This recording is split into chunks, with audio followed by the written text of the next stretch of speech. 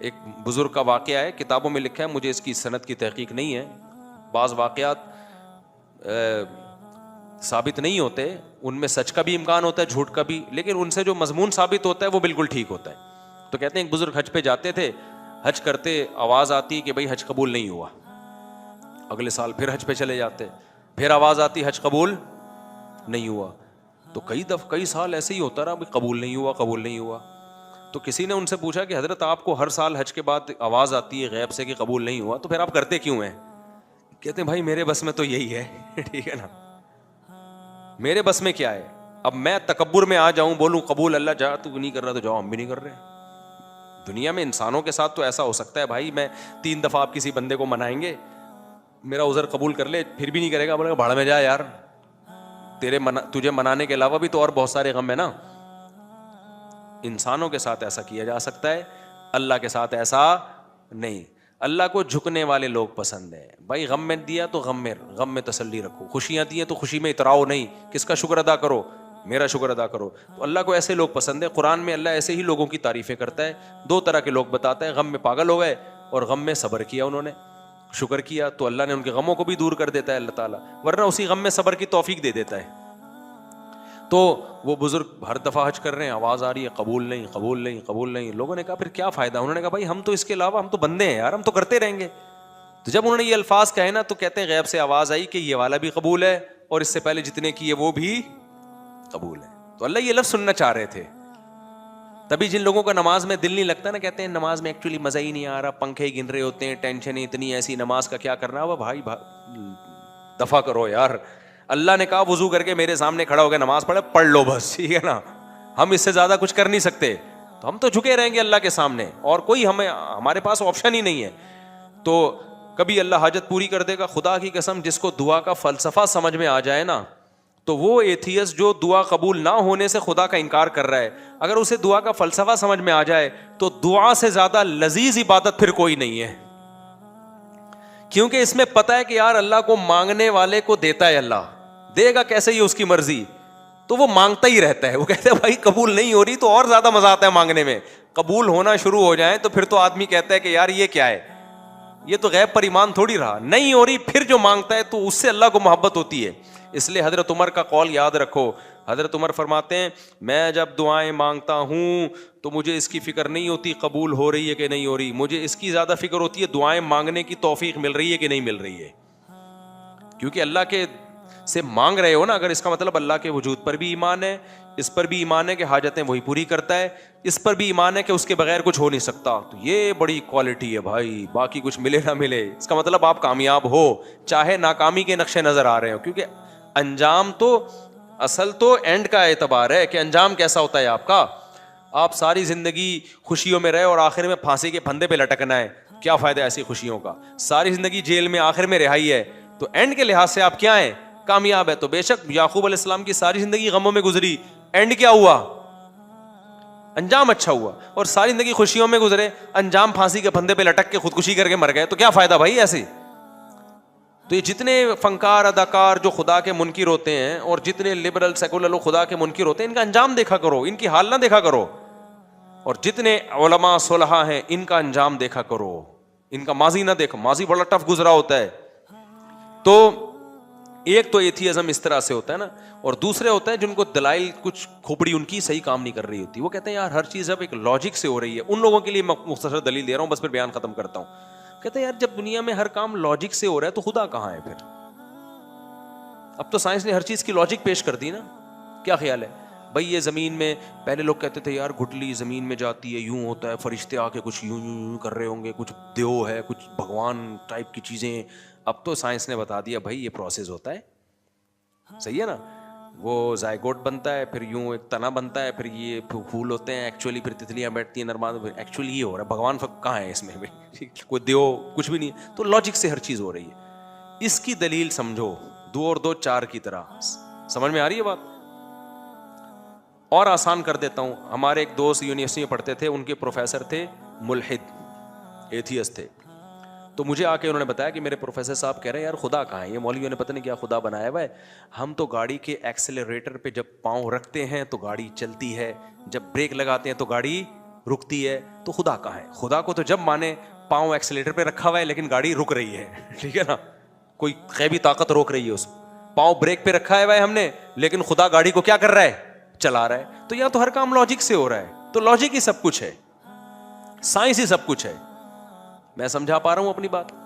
ये वो इश्काल है जिसकी बेस पे हजारों लोग मुर्तद हो चुके हैं, इस्लाम छोड़, हजारों तो नहीं, सैकड़ों तो छोड़ ही चुके हैं। और जितने भी मुल्हिद लोग हैं, चाहे ईसाइयों में, इस्लाम में तो बहुत कम इर्तिदाद है ना, ईसाइयत यहूदियत में बहुत ज्यादा है, कि यार जब हर काम लॉजिक से हो रहा है तो खुदा को मानने की जरूरत क्या है? समझ में आ रही है कि नहीं आ रही है? खुदा को मानने की ये कायनात जो साइंसी उसूलों में जकड़ी हुई है, तो उसका जवाब खूब समझो। मैंने उनको फौरन जवाब, वो बड़े परेशान थे ना इस सवाल से, हमारे प्रोफेसर साहब ने कहा यार एक्सीलरेटर पे पाँव रखो तो चलती है, क्योंकि चलाना है उसका काम, रोको तो क्या होती है? खुदा को जब मानेंगे जब उल्टा पुल्टा हो रहा हो, ठीक है ना, होना कुछ चाहिए, हो कुछ और रहा हो। मैंने उससे कहा, उस प्रोफेसर साहब से बोलो सर काइंडली आपसे मुझे एक काम है।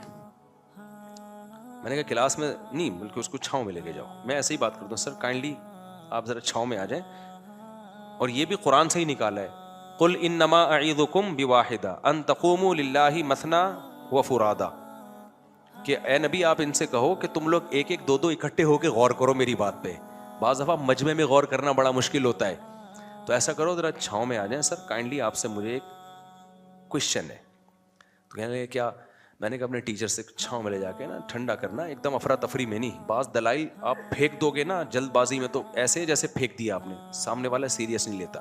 मैंने कहा तमीज़ से साइड पे ले जाके सर से एक बात करें, सर आप ये बताएं कि गाड़ी में चेंजिंग चेंजर के बगैर नहीं हो रही, लॉजिक है, ये लॉजिक की बात है ना। जब तक गाड़ी रुकी हुई है तो चलेगी, जब तक चलाने के लिए कोई कुव्वत इस्तेमाल ना हो, है? जब रुकना एक कंडीशन है, ये कंडीशन चेंज होती है, गाड़ी रुकना एक कंडीशन है ना, दूसरी कंडीशन क्या है? चलना, हरकत में आना, गाड़ी का मूव होना। तो गाड़ी में मूवमेंट पैदा नहीं होती जब तक कोई मूवर ना हो, और गाड़ी चल रही हो एक कंडीशन है, रुकेगी नहीं जब तक कोई स्टॉपर ना हो। क्या ख्याल है? तो चेंजिंग के बगैर जिस चीज में चेंजिंग नहीं हो सकती, तो क्रिएटिंग हो सकती है ऑटोमेटिकली, खुद ब खुद। अबे क्या हो गया? देखो आप लोग छांव में आओ यार सारे ऐसे मजमे में समझो, सोच रहा हूं आपको भी छांव में एक एक करके लेके जाऊं, फिर समझाओ। अब मुझे एक बात बताओ, कोई पागल दुनिया में ऐसा, इसके लिए बहुत अफलातूनी की जरूरत नहीं है, खुदा के वजूद के लिए कोई बहुत बड़ा साइंसदान बनना जरूरी नहीं है। 2 और 2 4 की तरह कुछ कॉमन उसूल हैं। अब मुझे एक बात बताओ, कोई साइंसदान ये कहे कि जब तक चेंजर नहीं होगा गाड़ी में चेंजिंग नहीं होगी। कोई कहे अच्छा सर ये गाड़ी बनाई किस साइंसदान ने? कहे बन खुद ब खुद गई थी। आप बोलोगे अबे ये क्या बात कर रहा है यार तू, क्रिएटिंग तो ज्यादा मुश्किल काम है, वो खुद बन गई, अब धक्का खुद नहीं। अब जब तू बन भी खुद गई है तो चल भी खुद ले। वो उमर शरीफ का लतीफा अक्सर मुझे याद आता है, किसी ने क्लिप, हमने बचपन में ये देखा था, तो अब किसी ने क्लिप भेजा था ना, तो वो बचपन में ना वो उमर शरीफ के शो देखते थे, फिर बाद में हमने तो टीवी से तौबा ही कर ली थी, उसमें फिर बेहयाई फैलना बहुत ज़्यादा आना शुरू हो गई थी। मैं इसलिए कह रहा हूँ अब बच्चे ये ना देखा करें प्रोग्राम, बचपन की बातें। तो उसमें ये था कि वो उसके जो कोई था जानने वाला ना, उसको, हाँ उसको खुद भूलने की बीमारी होती है उमर शरीफ को। उमर शरीफ को किसकी बीमारी होती है? भूलने की। तो उसको भूलने की बीमारी थी, तो वो किसी के घर घुस जाता था ऐसे ही मजाक में, जब पिटने लगता तो बोलता भाई हम तो भूले से चले गए थे तुम्हारे घर। तो ऐसे ही किसी ने बताया कि किसी के घर में ना शलवार रह गई उसकी, ऐसी मजाक है, हकीकत में नहीं समझ लें आप। तो वो एक शख्स शलवार लेकर आ रहा है, उससे उमर शरीफ से कह रहा है ये शलवार क्या कह रही है, यानी एक पैगाम दे रही है ना कि तू मेरे घर में आया और कपड़े छोड़ के चला गया, इसका मतलब ये कोई गलत मैसेज दे रही। बता ये शलवार क्या कह रही है, ये पजामा क्या कह रहा है। वो बता रहा है भाई मैं नहीं हूँ, ये गलती से पता नहीं किसका पजामा है, मुझे क्या पता, मैं तो भूलने की बीमारी। कह रहे नहीं ये पजामा क्या कह रहा है। कह रहे जब सब कुछ पजामे से ही पूछ लेना फिर क्या कह रहा है, जब ये बता सकता है तो फिर ये किससे पूछ ले, तू पजामे से ही पूछ ले, वो तुझे बता देगा क्या कह रहा है। तो ऐसे ही मेरे भाई गाड़ी जो है, उस गाड़ी से आप खुद पूछ लो कि कमबख्त तू चल नहीं सकती है खुद ब खुद, अगर तू ऑटोमेटिकली खुद बनी है तो फिर चल भी खुद लेना। तू चलाने के लिए क्यों तुझे एक बंदा चाहिए जो इंजन स्टार्ट करके एक्सीलरेटर पे पांव रखे। ये अजीब बात है, बनी खुद ब खुद है, चलाने के लिए बंदे आएंगे तो चल भी खुद ले, तो चलाने के लिए क्या जरूरत है। ऐसे ही गाड़ी अगर ऑटोमेटिकली खुद से नहीं बनी, किसी साइंसदान ने बनाई है, तो साइंसदान तो और ज्यादा अजीब चीज है यार, जिसने इस गाड़ी को बना दिया। क्रिएटर ज्यादा अजीब होता है जो मूजिद है, या जो बनी हुई चीज ज्यादा अजीब होती है। अच्छा मुझे बताओ, ये मोबाइल जिस साइंसदान ने बनाया, आपके को जब ये साइंसदान आ जाए ना जिसने ये बनाया, वो तो बहुत सारे साइंसदानों ने मिलकर बनाया, फर्ज करो किसी एक ने बनाया, तो आप इस मोबाइल को ज्यादा वैल्यू दोगे, साइंटिस्ट को ज्यादा वैल्यू दोगे? साइंटिस्ट को ज्यादा वैल्यू दोगे यार, ये जो ये बना सकते और पता नहीं क्या क्या बना ले यार ये। तो गाड़ी से ज्यादा वैल्यू तो उस साइंसदान की है जिसने गाड़ी को इजाद किया, तो वो तो और ज्यादा पेचीदा चीज है भाई। कमाल की बात है, वो साइंसदान इवॉल्व होके ऑटोमेटिकली उग के खड़ा हो गया वो, और जो वो चीजें बना रहा है वो उस क्रिएटर के बगैर, मूजिद के बगैर बन नहीं सकती। तो इससे पता चलता है कि भाई ये कायनात में, हम तो साइंस के इस उसूल को मानते हैं, इलॉजिकल काम कायनात में कुछ भी नहीं है। तो हम कहते हैं इलॉजिकल ये नहीं है कि कायनात का कोई खालिक है, इनलॉजिकल ये कि ये कायनात खुद ब खुद बनी है। नहीं है ये बात, मेरा ख्याल है ये कहना कि ऑटोमेटिकली खुद ब खुद बन गई, ये इलॉजिकल बात है, क्योंकि कायनात में इलॉजिकल काम नहीं होता। तो ये इलॉजिकल कैसे हो गया कि जो कायनात हरकत नहीं कर सकती तो वो खुद बन कैसे सकती है? न्यूटन ने कहा था ना, जो चीज हरकत में हमेशा हरकत में रहेगी जब तक कोई उसको रोकेगा नहीं, जो रुकी भी हमेशा रुकी रहेगी जब तक कोई चलाएगा नहीं। न्यूटन अगर होता तो मैं छांव में ले जाता उसको। मैं कहता सर एक चीज आप कहना भूल गए हैं कि ये कायनात अगर नहीं है तो जब तक कोई हो, जो चेंजर के बगैर न्यूटन के कानून का लॉ का हासिल ये है कि चेंजर के बगैर चेंजिंग मुमकिन नहीं है। मैं कहता सर एक जुमला अपने लॉ में और बढ़ा दें कि जब चेंजर के बगैर चेंजिंग नहीं है तो काइंडली एक और साइंस का लॉ आप बढ़ा दें, ताकि ये हमारे यूनिवर्सिटियों के लोग जो अल्लाह रसूल को नहीं मानते, आपको बहुत मानते हैं, वो एक जुमला बढ़ा दें कि क्रिएटर के बगैर क्रिएटिंग भी नहीं हो सकती। तो न्यूटन ने नहीं बढ़ाया क्योंकि मजहब न्यूटन का टॉपिक नहीं था, लेकिन कुरान ने बढ़ाया है बार बार कि जिस कायनात में चेंजर के बगैर चेंजिंग नहीं हो सकती, क्रिएटर के बगैर क्रिएटिंग का अमल कैसे हो गया। साफ पता चलता है, इसी लॉ से पता चलता है कि भाई न्यूटन का ये आधा लॉ पढ़ाया जा रहा है, क्योंकि आगे पढ़ा देंगे ना तो पता है नतीजा क्या निकलेगा। क्योंकि जब क्रिएटर के बगैर क्रिएटिंग नहीं हो सकती तो फिर बहुत सारे मसाइल खड़े हो जाएंगे सारी दुनिया के लिए। वो ये कि फिर क्रिएटर है कौन। यहां से इंसान नजरें चुराना चाहता है कि क्रिएटर को बीच में लेकर आए तो फिर खुदा को मानना पड़ेगा, खुदा को माना तो रसूलों को मानना पड़ेगा, आसमानी किताबों को मानना पड़ेगा, फिर मजहबों को मानना पड़ेगा, फिर कौन सा मजहब सही है कौन सा गलत है इसको मानना पड़ेगा। फिर जब सही मजहब तक पहुंचेंगे तो फिर मजहब ने क्या कहा है, हलाल क्या है हराम क्या है, जिना हलाल है लीगल है इल्लीगल है, शराब लीगल है इल्लीगल है, ये सारी चीजें माननी पड़ेंगी। बेल आखिर आप आके फंसते चले जाओगे बहुत सारी पाबंदियों में। तो बहुत सारी पाबंदियों से आजाद कराने का तरीका यही है कि न्यूटन के आधे लॉ को लिया जाए, आधा लॉ जो न्यूटन के लॉ से मजीद अखज, न्यूटन ने तो नहीं कहा लेकिन अखज किया जा सकता था, उस पर बहस ही ना की जाए, उसको कहा ये इलॉजिकल है। दोबारा कभी छांव में मिलेंगे तो इंशाअल्लाह मैं दोबारा समझाने की कोशिश करूंगा, अभी इतना ही काफी है। इसलिए अल्लाह का वजूद दो और दो, और ये जो बकवास करते हैं ना फजूल किस्म की कि खुदा को फिर किसने पैदा किया, ओ भाई ये इलॉजिकल इस कायनात के बारे में है कि खुद ब खुद बन जाए। खुदा को तो हम जानते ही नहीं है, वो इस कायनात का हिस्सा थोड़ी, वो तो कायनात से अलग है, उसको तो हमें पता ही नहीं। कमाल की बात है उस खुदा को हमेशा से मानने के लिए तैयार नहीं है, कह रहे हैं अकल में नहीं आ रहा, और इस कायनात को हमेशा से मानने के लिए तैयार हैं जो अकल में आ रही है। वो तो और ज्यादा बेअकली की बात है कि ये कायनात हमेशा से हो। समझता नहीं है ना बात को, जब नहीं पढ़ेगा रात को तो नहीं समझेगा बात को। तो इसलिए साइंस के चक्कर में ना अपने जहन्नम ना खरीदो मेरे भाई, साइंस को खुदा ना बना लो। जितनी है साइंस उतनी रहने दो उसको, ठीक है ना। कहते हैं साइंस में है तो जितनी है उतनी रहने दो। तो ये नहीं हो सकता, इम्पॉसिबल है ये खुद ब खुद धमाके और सूरज चांद सितारे और इंसान और ये वसीम भाई कलीम भाई। मैं वसीम की मिसाल से देता हूँ कि इंसान का लफ्ज़ भी मुबहम है।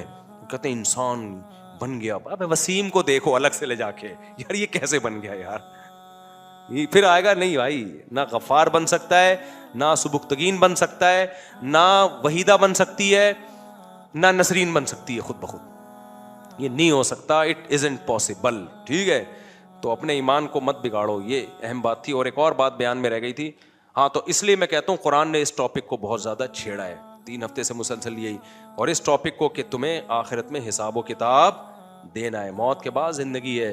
तो अब मैं बहुत परेशान होता हूं कि यार नजरियाती इस्लाह तो मैं करता रहता हूं, अमली इस्लाह की तरफ भी अब आना चाहिए। भाई नजरिया तो बन गया, अल्लाह भी है तो क्या करें, तो हैं तो वैसे के वैसे ही। जब अल्लाह को मानते थे तो भी वैसे ही थे। मुसलमान जब अल्लाह को नहीं मानता तो जैसा होता है, मानने के बाद भी, बोलो, सुबह भी पहले भी 2 पराठे खा रहा था, अल्लाह को मानने के बाद भी क्या करेगा, 2 पराठे खाएगा।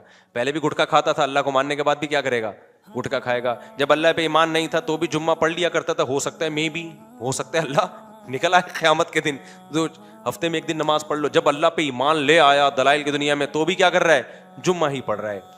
तो इसलिए इतना काफ़ी नहीं है कि हम अपने नज़रियात की इस्लाह करें, इंसान को तरबियत के लिए प्रैक्टिकली इस्लाह की ज़रूरत है। हमारे नबी ने सहाबा से रोज़े रखवाए हैं, हमारे नबी ने सहाबा से ख्वाहिशात की कुर्बानी दिलवाई है, मैदान जंगों में ला के लड़वाया है सहाबा को। तो इंसान की इस्लाह सिर्फ बयानात सुनने से नहीं होती मेरे भाई, ये भी एक बहुत बड़ा हिस्सा है, प्रैक्टिकली कुछ करना पड़ता है। तो अब आप ना प्रैक्टिकली कुछ करना शुरू कर दें। और उसमें मैं जुम्मे में जो बयान चला रहा हूँ ना, पहले अपनी खुराकों को ठीक करें, क्योंकि खुराकें जिस किस्म की चल रही हैं उससे सुस्ती के अलावा कुछ भी हासिल नहीं होगा। जिस आदमी को अपने मुंह पे कंट्रोल नहीं है ना, ख्वाहिशात पे कंट्रोल हो ही नहीं सकता। तो अपने लाइफ स्टाइल को भी चेंज करो मेरे भाई। आड़े तिरछे हो तो सीधे हो जाओ, टेढ़े मेढ़े चल रहे हो। और दूसरी बात यह कि ख्वाहिशात की कुर्बानी देना सीखो। तो ख्वाहिशात की कुर्बानियों के बहुत सारे पैकेज हैं इस्लाम के पास, लेकिन इस्लाम ने ख्वाहिशात की कुर्बानी के लिए जिस पैकेज को सबसे ज़्यादा वैल्यू दी है वो रोज़ा है। मैंने वो बयान किया था 10 रोज़े रखें, और मैंने कहा मैंने भी रख लिया अल्हम्दुलिल्लाह। तो लोगों के कमेंट्स आए हुए थे, यार 2 रोज़ों के बाद हालत ख़राब हो गई, किसी काम में दिल नहीं लग रहा, ये वो वगैरह वगैरह ना, पता नहीं किस मुसीबत में डाल, इस तरह के ना आड़े तिरछे से आ रहे थे, उन्होंने छोड़ दिए होंगे फिर। तो देखो, जब भी कोई काम शुरू में किया जाता है ना, तो यूज्ड टू होने में टाइम लगता है, आदत डालनी पड़ती है। 2-4 दिन की तकलीफ है, फिर आहिस्ता आहिस्ता आदत हो जाती है। लेकिन कुछ ख्वाहिशात की कुर्बानी देनी पड़ेगी। पेड़े खा के दीन और मज़हब पे नहीं चला जाता कि लड्डू भी खाते रहो, गुटके भी खाते रहो, सिगरेट भी पीते रहो, शराब भी पीते रहो, लड़कियों को ताड़ते भी रहो, फोहश फिल्में भी देखते रहो। बे मेरा खुदा पर ईमान है, मैं डार्विन पे लानत भेजता हूँ। मैं किसको मानता हूँ? मुफ्ती साहब ने अंडों वाली मिसाल बड़ी ज़बरदस्त दी थी। तो फिर तो किस नज़रिए की इस्लाही होती रहेगी, अमल तो कुछ भी नहीं होगा। तो इस्लाम को तो अमली लोग चाहिए, अमली लोग कुर्बानी के बगैर नहीं। और एक आखिरी बात, कुछ ख्वाहिशात ऐसी कुर्बान करनी पड़ती हैं कि वो एक लंबे टाइम तक कुर्बान करना मुमकिन ही नहीं है। कुछ ख्वाहिशात ऐसी हैं, वो आपकी बॉडी की रिक्वायरमेंट है। जैसे मैं आपसे कहता हूं रोज़ा रखो, आप कहोगे ठीक है जी रोज़ा रख लेंगे, हम भूखे प्यासे रह लेंगे। लेकिन मैं कहूं कि आप इफ्तारी भी ना करो, सहरी भी ना करो, रखो, तो आप बोलोगे 2-3 दिन के बाद आप बोलोगे बस करो, मर रहे हैं भाई, बर्दाश्त से बाहर हो रहा है। मैं कहूँ ग्लूकोज की बोतल चढ़ा लो जाके, मरने से आपने चढ़ा ली, थोड़ा सा एनर्जी आ गई, चल रहे हैं, फिर खाने का दिल चाह रहा है, ग्लूकोज। 4-6-8 दिन के बाद आपका तकवा टूटेगा, आप बोलोगे ऐसी की तैसी, यार मैं ये मज़हब पर मानता ही नहीं, बागी हो जाओगे मज़हब के। इसी तरह याद रखो, जैसे पेट की ख्वाहिश रोटी है ना, ऐसे ही मर्द की ख्वाहिश औरत है, औरत की ख्वाहिश मर्द है। ये बॉडी की रिक्वायरमेंट है, ये कोई डॉक्टरों ने नहीं हमको सिखाया। तो बॉडी की जो ये रिक्वायरमेंट है, अगर ये हलाल तरीके से पूरी ना हो तो एक हद तक आप बदनजरी से, फोश फिल्मों से, हैंड प्रैक्टिस से, जिना से, एक हद होगी। उसके बाद जो आपका तकवा टूटेगा ना, तो आप महल्ले के वो बदमाश बन के दिखाओगे जो इस कायनात में कभी पैदा। मैंने ऐसे लोग देखे, परहेजगारी में निकाह नहीं किया और बहुत नेक परहेजगार, कभी देखा भी नहीं, और अंदर की ख्वाहिश जमा हो रही है। जब उनका तकवा टूटा है ना, तो ऐसे बदमाश बने हैं कि आपकी सोच होगी। इसलिए इस्लाम ने जहां बेहयाई को हराम करार दिया, उतनी ही स्पीड से हलाल पर जोर भी लगाया है, हलाल को फोकस भी किया है कि भाई ये सिर्फ एक तरफा कार्रवाई नहीं है कि बचना है, क्योंकि ये तो नेचुरल है ना। तभी आप देखो ना, इस्लाम ने रोजे का हुक्म दिया रखो, लेकिन इफ्तारी में जल्दी का भी तो हुक्म दिया ना। अल्लाह को पता था जल्दी इफ्तार नहीं करेंगे। मैं कहूंगा मुस्तहब ये कि 3 घंटे बाद रोजा खोला जाए।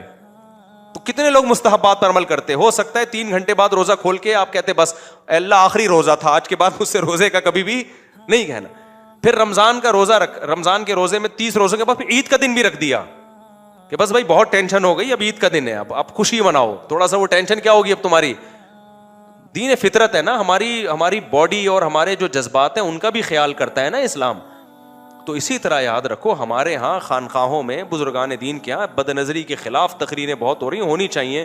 तबलीग में जाओ तो सिखाया जाता है ये ना करो, वो ना करो, आंटी को ना देखो, फलानी को ना देखो, और ऐसी ऐसी रिवायतें भी सुनाई जाती हैं। जिसने किसी आंटी को देखा पता नहीं सर में कील ठोक दी, जैसे कुछ इस तरह की भी कुछ रिवायत है ना, तो ऐसे ऐसे सलबा डर जाते हैं। अब लेकिन पराठे तो खा रहे हैं।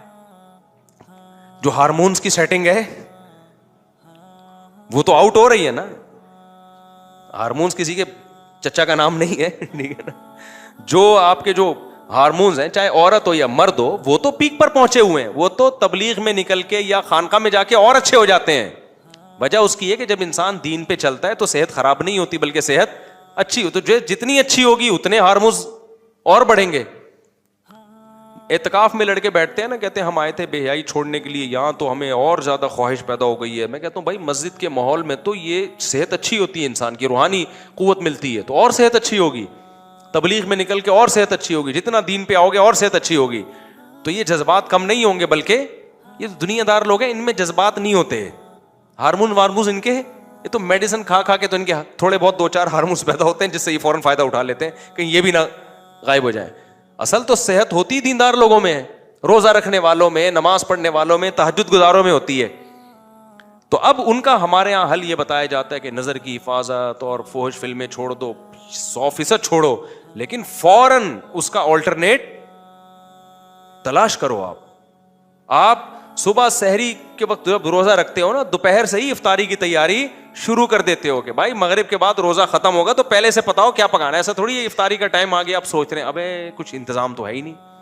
तो फोहश फिल्में भी छोड़ो भाई, और ये सारे उल्टे काम छोड़ो, लेकिन फौरन पहले निकाह का इंतजाम करो। और उसमें जो रुकावटें आई हैं, लात मार के उड़ा दो उन रुकावटों को, ऐसी की तैसी। ये लफ्ज सीख लो, ऐसी की तैसी बहुत जबरदस्त लफ्ज है। कोई किसी का बाप नहीं रोक सकता है यार, तो करो निकाह। कोई किसी का बाप में ताकत ही नहीं है हमें रोक के दिखाए। तो ये इसमें आपको जब तक कॉन्फिडेंस पैदा नहीं होगा तो गंदगियों में घुसे रहोगे, और इतना अंदर घुस जाओगे कि निकाह के बाद फिर ये गंदगियां नहीं छूटती। हम ऐसे लोगों को जानते हैं, जिना के आदी हो गए, शादी के बाद कहते हैं जिना नहीं छूटता हमसे। उनकी फैमिली लाइफ बहुत खराब हो जाती है, बर्बाद हो जाती है। तो उस पीक पे पहुंचने से पहले कर लो ना। तो मैं ये कह रहा हूं, नजरियात की इस्लाह के साथ साथ थोड़ा अमली इस्लाह भी करना शुरू कर दें। नमाज छूटती है, जुर्माना लगाएं अपने ऊपर। अपने आप को ऐसा ढीला ना छोड़ें कि भाई चलो कल से मैं फजर पढ़ूंगा। कल तो आएगी नहीं कभी। आप अभी लिखो भाई कल अगर फजर का नागा हुआ तो नाश्ता खत्म। कुछ तो सजा दो ना। 3 दिन हो सकता है नाश्ता भी ना करो, फजर भी ना पड़े, शैतान कहेगा तेरा नाश्ता तो हो नहीं रहा, फजर भी गई नाश्ता भी गया, तो चल नाश्ता शुरू कर दे। ना ना ना ना ना भाई, इस सजा पे कायम रहूंगा। नाश्ता उसी दिन होगा जिस दिन फजर पढ़ूंगा। फजर गई तो नाश्ता दोपहर 1 बजे से पहले कुछ खाना ही नहीं है। कुछ तो सजा दो, कुछ तो थोड़ा सा थप्पड़ मारो अपने आप को। 3 दिन 4 दिन के बाद हो सकता है फजर की नमाज की तौफीक मिल जाए। तो कुछ तो आगे बढ़ो भाई, कुछ अब हिलो जुलो, ठीक है ना। बहुत हो गए बयानात, 20 साल से मेरा ख्याल है यही काम कर रहा हूँ, लेकिन अमली तौर पर ना कुछ ज़्यादा नज़र नहीं आता इतना असर लोगों पे। नज़रियाती इस्लाह तो बहुत हो रही है, अमली इस्लाह ना ख़वातीन में ना मर्दों में नज़र आ रही है। शादियों पे बयान सुन के खुश होके चले जाते, करते फिर भी नहीं है। तो अब थोड़ा सा एक स्टेप आगे बढ़ो। कोई गुनाह आपके अंदर है तो अपने ऊपर क्या रखो, सजा, पनिशमेंट होनी चाहिए। एकदम से बुराइयां नहीं छूटती हैं, स्टेप बाय स्टेप छूटती हैं। एकदम से कोई करोड़पति नहीं बन जाता, और जो एकदम से करोड़पति बनते हैं ना उनका दिमाग वैसे भी आउट हो जाता है। हमारे दोस्त ने मस्कत में बड़ा अच्छा शेर सुनाया, किसी इंडियन शायरा का शेर है कि जो ख़ानदानी रईस होते हैं मिजाज रखते हैं नर्म अपना। हो सकता है शेर में आगे पीछे कर दूं। जो ख़ानदानी रईस होते हैं रखते हैं मिजाज नर्म अपना, तुम्हारा लहजा बता रहा है तुम्हारी दौलत नई नहीं है। एकदम से करोड़पति बनता है ना, उसको ऊपर से मीटर शार्ट हो जाता है, फिर वो गरीबों को गालियां देना शुरू कर दी। इसकी अलामत होती है नया नया पैसा आया है। ख़ानदानी रईस नहीं है, जो ख़ानदानी होते हैं वो गरीबों को की तौहीन नहीं करते। तो एकदम से ना पैसा आता है लोगों के पास। बहुत ही कुछ लोग होते हैं जिनके पास अचानक आए तो खोपड़ी आउट होती है, तो एकदम से यू टर्न लेके इंसान नेक भी नहीं बन जाता। कोशिश तो यू टर्न लेने की करे, लेकिन झटके लगेंगे उसमें। ऐसा ना हो कि आप कहें मैं एकदम से नहीं, मैं थोड़ा थोड़ा ही बनूंगा, फिर तो बनोगे ही नहीं। नीयत तो ये करो एकदम से बनना है, लेकिन अमली तौर पर ऐसा होगा नहीं, झटके आते रहेंगे, गिर के उठते रहो, संभलते रहो, गुनाह हो गया तौबा करो। लोग कहते हैं हम 20वीं दफा गुनाह करके 20वीं दफा तौबा की, छूट ही नहीं रहा। कहते चलो यार 20 दफा गुनाह के बाद 20 दफा तौबा का सवाब भी तो फ्री फोकट में मिल रहा है ना। पहले तो गुनाह करके तौबा ही नहीं कर रहे थे, खाली गुनाह ही गुनाह थे, अब तौबा का सवाब भी तो आ रहा है ना। तो तौबा करते रहो, छूट जाएंगे गुनाह। गुनाह चिपकते नहीं है इंसान के साथ। जब सही सिमत में जाने की कोशिश करता है सेट हो जाता है, कोई इतना बड़ा मसला नहीं है। हल्का लो इसको, बहुत ज्यादा हल्का इस सेंस में कि मुश्किल नहीं है, लेकिन जुर्माना लगाओ अपने ऊपर, कोई सजा दो अपने आप को। जब गुनाह होगा थोड़ी सी सजा अपने आप को चपत लगानी पड़ेगी, और फिर बेशक हो जाए फिर दोबारा चपत लगा दो, फिर हो जाए फिर। जब मैं गारंटी से कहता हूं जो अपने आप को सजा देगा ना उससे गुनाह छूटेंगे। ये हो नहीं सकता कि हाँ, ये अगर उसने सजा देना ही छोड़ दी मायूस होके कि यार गुनाह तो छूट नहीं रहा। एक आदमी को आदत थी बुरे काम की। मैंने उससे कहा जब ये बुरा काम हो 10 रकत नफिल पढ़ो खाना खाने से पहले, क्योंकि ऐसा ना पूरी जिंदगी में जब चाहो 10 रकत नफिल पढ़ लो, ऐसा नहीं हो। मैंने बोला कि ईशा का खाना उस वक्त तक नहीं खाओगे जब तक 10 रकत नफिल ना पढ़ लो, और दोबारा गुनाह होने से पहले ना पढ़ लो। तो वो गुनाह करता, 10 रकत नफिल पढ़ता, फिर गुनाह करता, फिर 10 रकत नफिल पढ़ता, फिर गुनाह करता। मुझे कह रहा है यार ये तो हो। मैंने कहा देखो कमी आएगी, ऐसा नहीं होगा जितनी दफा पहले करते थे उतनी दफा हो रहा है, उसमें कुछ कमी आई। कह रहे हाँ पहले अगर ये 6 दफा गुनाह हो रहा तो अब 4 दफा हो गया है। मैंने कोई बात नहीं, कंटिन्यू उसी को चलाओ। 4 से 3 पे आओगे, 3 से 2 पे आओगे, 2 से 1 पे आओगे, फिर हो सकता है महीने में एक दफा हो। शैतान कहेगा यार छूटा तो अब भी नहीं ना, महीने में एक दफा तो हो ही रहा है ना। तो शैतान को बोलो कि भाई जब इतनी दफा हो रहा था अब महीने में एक बार पे आ गया हूं, इसका मतलब कमी आ रही है, इंशाल्लाह 2 महीने में एक बार पे आएगा। और जब एक दफा सिमत सही हो जाए ना, ट्रैक सही हो जाए, तो मंजिल तक अल्लाह पहुंचा ही देता है। और वैसे भी भाई हजरत मुफ्ती तकी साहब का बड़ा प्यारा शेर है कि वो बड़ा जबरदस्त शेर है ना कि यहां तो ऐन मंजिल है थकन से चूर हो जाना, कदम हो राह उल्फत में तो मंजिल की हवस कैसी। बड़ा प्यारा शेर है हजरत का। राह उल्फत में यानी मोहब्बत की राह में जब आपने कदम चला लिए ना तो फिर हमें मंजिल नहीं, हमें वो चलना ही अच्छा लगता है। कदम हो राह उल्फत में तो मंजिल की हवस कैसी, यहां तो ऐन मंजिल है थकन से चूर हो जाना। मंजिल पे पहुंचने के जो रास्ता है ना उसी में थक हार के बैठ जाना, यही मंजिल है।